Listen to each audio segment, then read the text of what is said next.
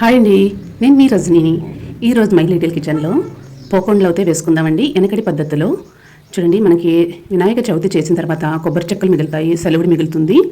అలాంటప్పుడు మనం ఇలా అయితే యూజ్ చేసుకోవచ్చు. 10 రోజులు నిల్వ ఉంటాయి. తయారు చేసే విధానం అయితే చూసేద్దాం. మై లిటిల్ కిచెన్లోకి వెళ్ళిపోదాం రండి. చూస్తున్నారు కదా, ఇలా మన దేవుడి కాడ కొట్టిన కొబ్బరి చెక్కలన్నీ తీసుకోండి. వీటిని శుభ్రంగా కడగండి. ఇవన్నీ కూడా పెచ్చులన్నీ తీసేయండి. ఇలా పెచ్చులు తీసిన తర్వాత శుభ్రంగా తుడుచుకోండి క్లాత్ పెట్టుకుని. ఇప్పుడు ఒక ప్యాడ్ అయితే తీసుకుని ఇలా ఒక చాక్ అయితే తీసుకుని సన్నగా చీరుకుల్లాగా అయితే వీలైనంత సన్నగా కట్ చేసుకోండి. చీరుకులు పోకండలకి ఎప్పుడు కూడా చిన్న చిన్న పీసులు అయితే కట్ చేసుకోవాలి. కొబ్బరి ముక్కలు ఇది హెల్త్ కూడా చాలా మంచిది. ఇలా తయారు చేసుకుని తినటం వల్ల వెనకటి రోజుల్లో మన పెద్దవాళ్ళందరూ కూడా ఇలా పోకండలు అయితే తయారు చేసుకునేవారు.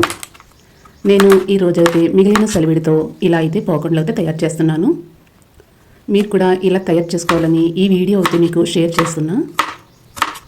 ఇలా చిన్న చిన్న పీసుల కింద అయితే కట్ చేసుకోండి. మీకు ఎన్ని ముక్కలు కావాలంటే అన్నీ కట్ చేసుకోవచ్చు. నేనైతే ఇన్ని తీసుకున్నాను. ఇలా మళ్ళీ ఒకసారి అయితే కట్ చేద్దాం. అన్నీ ఒకేసారి. ఎంత చిన్న పీసుల కింద ఉంటే అంత బాగుంటుంది. ఇలా అయితే మొత్తం కట్ చేసుకోండి చూపించిన విధంగా. టేస్ట్ కూడా బాగుంటాయి. ఎంత చిన్న పీస్ ఉంటే అంతా మిక్స్ అవుతుంది మనకి చలివిడి పిండిలో. ఇదంతా కూడా క్లీన్గా తీసుకుని పక్కనైతే పెట్టుకోండి. ఇప్పుడు మిగిలిన చలివిడంతా చూడండి, మనం దేవుడి కాడ పెట్టిన తర్వాత మిగిలిపోతుంది కదా, ఆ పెసరపప్పు కూడా ఇందులో యాడ్ చేసుకుని పెసరపప్పు కొబ్బరి ముక్కలతో పోకుండా అయితే తయారు చేసుకుందాం. సలవండి పెసరపప్పు. ఈ సలవుడంతా కూడా ఇందులోకి అయితే వేసుకోండి. ఒక బాండ్లీ పెట్టుకుని చక్కగా మొత్తం ఏది వేస్ట్ పోకుండా ఇలా అయితే తయారు చేసుకోండి. నిన్నటి సెలవిడి ఈరోజు చూశారు కదా ఎలా గట్టిగా పొడి ఆడిపోతుందో. మనం అప్పటికప్పుడు చెమ్మపిండి అయితే తయారు చేసుకున్నాం చలివిడి. అయినా కూడా మరుసటి రోజుకి ఇలా పొడిలాడుతుంది. ఇప్పుడు మనం ఈ కొబ్బరి ముక్కలన్నీ ఇందులో వేసుకుని బాగా మ్యాష్ చేసుకోండి. వాటర్ అయితే అస్సలు పోయకండి. స్వీట్ కూడా లైట్గా, కొబ్బరిలో కూడా స్వీట్ ఉంటుంది, అలాగే సెలవిడిలో కూడా స్వీట్ ఉంటుంది. ఇలాగా మీకు వీలైనంత మట్టుకి మ్యాష్ చేయండి. కొబ్బరిలో ఉన్న వాటర్ అంతా కూడా బయటకు వచ్చి ఇలా పలచగా తయారవుతుంది. చూస్తున్నారు కదా, ఎంత మ్యాష్ చేస్తే మనం అంత పలచగా అయితే తయారవుతుంది. మనం కలిపే కొద్ది చక్కగా బాగుంటుంది, స్మూత్గానే ఉంటుంది, అలాగే జ్యూసీగా ఉంటుంది. ఒక బ్రెడ్ లాగా అయితే పొరల కింద చక్కగా ఉంటుంది పోకుండా.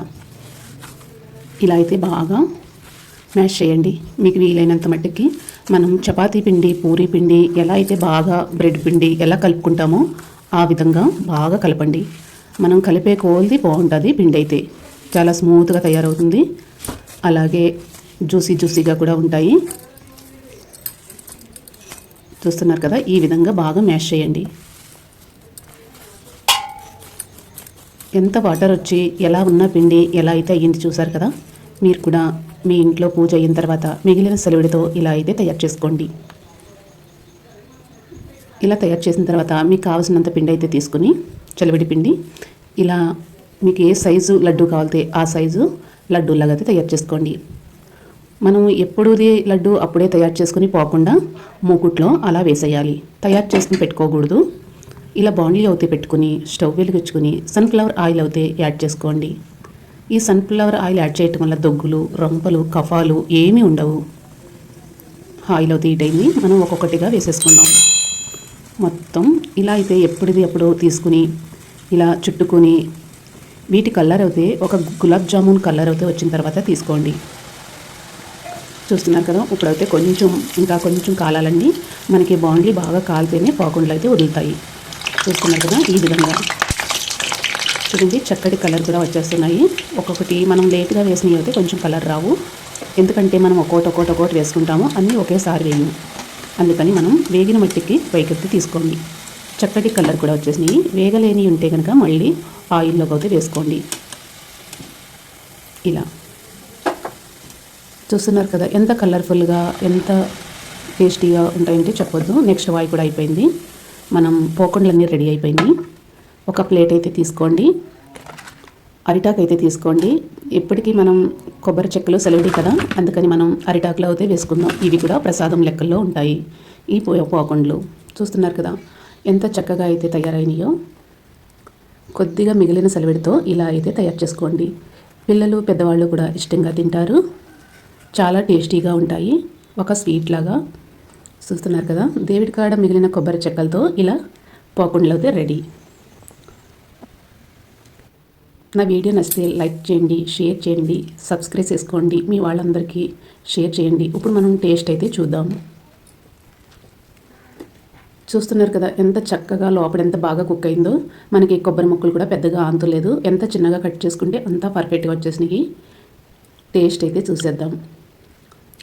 సూపర్ టేస్టీ అండి. నాకైతే నచ్చింది. మీకు కూడా నచ్చుతుందని అనుకుంటున్నా. నెక్స్ట్ వీడియోలో మళ్ళీ కలుద్దాం. Bye bye.